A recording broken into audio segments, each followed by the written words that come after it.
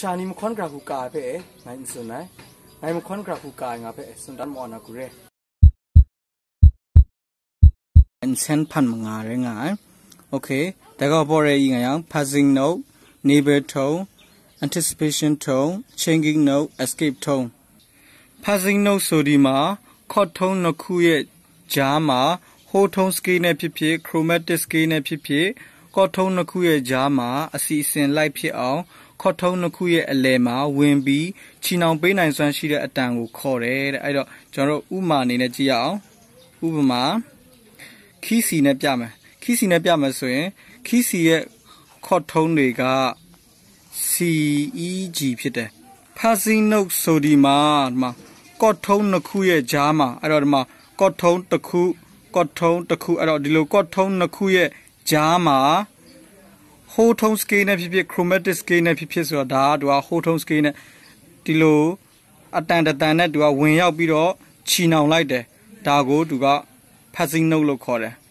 အတူကောက်ပြီပဲရေးလိုက်မယ် passing note ဒီမှာဒါဆိုရင်ဒါကော့ထုံးဒါကော့ထုံးအဲ့တော့ဒီကော့ထုံးနှစ်ခုရဲ့ကြားမှာဒီဖာဆိုတဲ့အတန်လေးနဲ့ကျွန်တော်တို့ကဝင်ရောက်ချီနှောင်လိုက်တယ်ဒါကိုသူက passing note လို့ခေါ်တယ်နေဘဲထုံးဆိုဒီမှာအလှထိုးသည့်ပန်းပွင့်လို့အဓိပ္ပာယ်ရသည်ကော့ထုံးကနေအပပတ်ဒါမှမဟုတ် lower ပတ်တွင်ဝင်ရောက် decoration လုပ်ပြီးကော့ထုံးစီပြန်ဝင်ပြီး melody line ကိုဖန်တီးသည်တဲ့ဥပမာ key C ရဲ့ကော့ထုံးတွေက CEG key A minor ရဲ့ကော့ထုံးတွေက ACE အဲ့တော့ဒီဘာကိုကြည့်မယ်ကော့ထုံးကနေအပပတ်ငါဖက်ရှောင်းဆန်းလာနာကော့ထုံးကနေအပပတ်တွင်ဝင်ရောက် decoration လုပ်ပြီးကော့ထုံးစီပြန်ဝင်ပြီး melody line ကိုဖန်တီးတည်တာတဲ့နောက်ကယူရရင်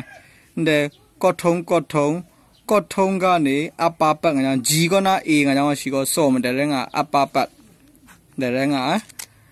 အပပတ် G ကနာ A စာနာမဲ့ရှိကော decoration လုပ်ပြီးငါ G ကနာ A ဖက် melody စာလာနာမဲ့အဲ့တကြီးကောတဲ့ G ဘက်ထောင်ဝါနောက်က G ဘက်တူရကော့ထုံးစီပြန်ဝင်ပြီး melody line ကို decoration လုပ်ဒီငါဒါတိုင်းငါတဲ့ဝါကောဘောရဲဤငါရောက်ရှိကောနေဘဲထုံရန်ငါအတူကောက် N ကောယူကရှိစွန်းတဲ့ကော့ထုံးကနေ lower ပတ်တွင်ဝင်ရောက် decoration လုပ်ပြီးကော့ထုံးစီပြန်ဝင်လာပြီး melody line ကိုဖန်တီးဒီငါတစ်ဖက်ပဲယူကတဲ့လောက်ကော lower ပတ်ရနကောယူကရကော့ထုံးကနေ lower ပတ်တွင်ဝင်ရောက် decoration လုပ်နဲ့ E ကောနာ D ရှိကောကော့ထုံးရန်ကနဲ့ lower ပတ်တဲ့ E ဝါတဲ့ decoration စာကလောကိုစညာ E ဘက်ထောင်ဝါရှိကော re ရှင်ရဲ nit ရှင်ရဲ then D ကောရှိကောနေဘဲထုံရမှတ်တယ် anticipation ထုံးဆိုဒီမှာကြိုတင်ပြုလုပ်ခြင်းလို့အဓိပ္ပာယ်ရတယ်ဘာတစ်ခုအတွင်းမှာကော့နှစ်ခုတုံးထားတယ်ဆိုပါစို့ပထမကော့ရဲ့အပိတက်အစိတ်ပိုင်းပြီးမှာဒုတိယကော့ရဲ့အထဲမှာပါဝင်တဲ့အတန်တစ်ခုနှစ်ခုသုံးခုကြိုတင်ဝင်ပြီး melody line ကို decoration လုပ်ခြင်းဖြစ်ပါတယ်ဥပမာ key C ကော့မှာဆိုရင် CEG ပါဝင်တဲ့ကော့ထုံးတွေက key F မှာဆိုရင် FAC ပါတယ်အဲ့တော့ဘာတစ်ခုအတွင်းမှာကော့နှစ်ခုတုံးထားတယ်ဆိုပါစို့နေတိုင်းက okay နှစ်ကော့အယူခအောင်ရငယ်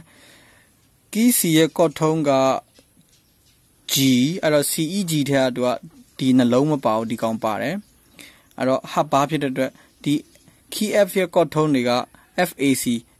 ထဲကသူကဒီမှာ A ကိုတုံးထားတယ်ဒီမှာပြောထားတယ်ပထမကော့ရဲ့အပိတက်အစိတ်ပိုင်း B မှာဆိုတာဒါပဲဒီမှာ1 2ဆိုတော့ NB လေးမှာသူကအပိတက်အစိတ်ပိုင်းပထမကော့ရဲ့အပိတက်အစိတ်ပိုင်း B လေးမှာဆိုတာဒီဒီ NB လေးမှာကျွန်တော်တို့ကဒီဒုတိယကော့ထဲမှာပါဝင်တဲ့အတန်တန်ဒါမှမဟုတ်နှစ်တန်ဒါမှမဟုတ်သုံးတန်ဒီခုကတတန်ကိုပဲယူထားတာဒီ A တန်ကိုပဲယူထားတာအဲ့တော့အပိတက်လေးမှာဒီ A လေးလာထည့်တာကိုဒါကိုသူက anticipation တုံးလို့ခေါ်တယ်အတူကောက် A လို့မှတ်လိုက်မှာဒီ A ကကြတော့ဒီ A ချင်း A တူပေမဲ့ဒီ A ကကြတော့သူက anticipation တုံး changing note ဆိုဒီမှာ melody ဆချင်းနေဘဲထုံးကစတဲ့အတန်ကို changing note လို့ခေါ်တယ် changing note ဟာကော့ထုံးရဲ့ lower ဒါမှမဟုတ် upper 2 degree နဲ့စရတဲ့အတန်ဖြစ်တယ် changing note ကိုများတော့အဖြစ်ပထမဆုံးပြီးရဲ့ပထမဆုံး melody မှာထားပြီးသုံးလေးရှိပါတယ်ဥပမာ key C sax 4ဆိုရင်သူ့ရဲ့ခေါ်ထုံးက CFG key C ရဲ့ခေါ်ထုံးက CEG အဲ့တော့ဒီမှာကြည့်မယ်ဆိုရင်ပထမဆုံးပြီးရဲ့ပထမဆုံး melody မှာ F ဒီနေဘဲထုံကနေစတယ်ဒါဆိုရင်ဒါနေဘဲထုံကနေစတယ်ကြည့်မယ်ဆိုရင်ကျွန်တော်တို့ကဒီသူတို့ကြားမှာ F ရှိရယ် G ကနေအနောက်ဆုတ်ရင် F E ကနေအရှေ့တိုးရင် F အဲ့တော့ကျွန်တော်တို့ G ကနေအနောက်ဆုတ်လိုက်တယ်ဆိုရင်ဒါ lower 2 degree လို့ခေါ်တာ E ကနေအရှေ့တိုးမယ်ဆိုရင်လည်းဒါ upper 2 degree ကော့ထုံးရဲ့ lower 2 degree လည်းဟုတ်တယ်လို့ကော့ထုံးရဲ့ upper 2 degree လည်းဖြစ်ချင်းဖြစ်မှာအဲ့တော့ဒီ2 degree နဲ့စရတဲ့အတန်ဖြစ်တယ်တဲ့ changing note ဆိုအဲဒီမှာကြည့်မယ်ဆိုရင် F ကဒါ2 degree နဲ့စထားတာဟုတ်တယ်ဒါကြောင့်မို့ဒီ F ကသူက changing note ဖြစ်တဲ့အတူကောက် C လို့တတ်မှတ်လိုက်မယ် F scale ထုံးဆိုဒီမှာလက်ရှိတုံးနေတဲ့ chord ရဲ့ထုံးမှာ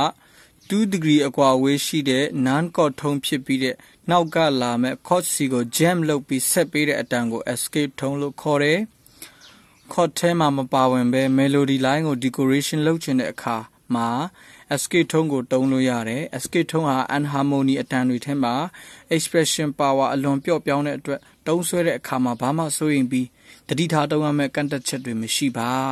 ဥပမာ A minor ရဲ့ chord ထုံးဆိုရင် ACE D minor ရဲ့ chord ထုံးဆိုရင် DFA အဲ့တော့ဒီ A minor ရဲ့ chord ထုံးမှာဆိုရင် ACE chord ရဲ့ထုံးမှာ2 degree အကွာဝေးရှိတဲ့ non chord ထုံးဆိုတာဒီဟာပြောတာဒီ A နဲ့ C ကြားမှာသူက B ဆိုတာရှိရယ်အဲ့တော့ A ကနေဒါ2 degree အကွာဝေးမှာရှိတဲ့ non chord ထုံးဆိုတာဒီကောင်ပြော chord ရဲ့ထုံးမှာဆိုတာ A minor chord မှာပါတဲ့ chord ရဲ့ထုံးမှာ2 degree အကွာဝေးမှာရှိတဲ့ non chord ထုံးဖြစ်ပြီးတဲ့နောက်ဆိုတော့ပြောဒါ non chord ထုံးဖြစ်ပြီးတဲ့နောက်လာ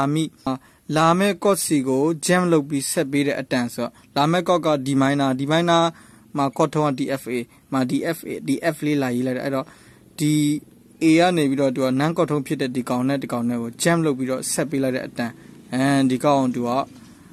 escape ထုံးလို့ခေါ်တာ E လို့ရေးလိုက်မယ်အတူကောက်ဒီခုလို chord ထဲမှာမပါဝင်တဲ့အတန်ကို decoration လုပ်ချင်တဲ့အခါဒီခုလို escape ထုံးတွေကိုကျွန်တော်တို့ကတုံးရမှာဖြစ်ပါတယ်